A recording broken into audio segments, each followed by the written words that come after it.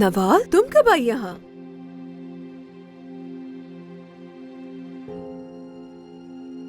क्या वाकई आप लोगों ने फैसला कर लिया है? शादी कर रहे हैं आप?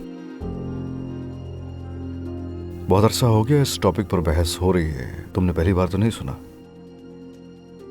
मतलब आप भूल गए हैं उस दिन जो हमारे साथ हुआ? बाबा और आपके बीच जो हुआ, जो आपने हमें इतनी बातें सुनाई, उसके बाद आप ये शादी कैसे कर सकते हैं? मुझे समझ नहीं आ रहा। क्या मतलब है? मेरे और तुम्हारे बाप के बीच में क्या हुआ था? तुम क्या कहना चाहती हो? हाँ?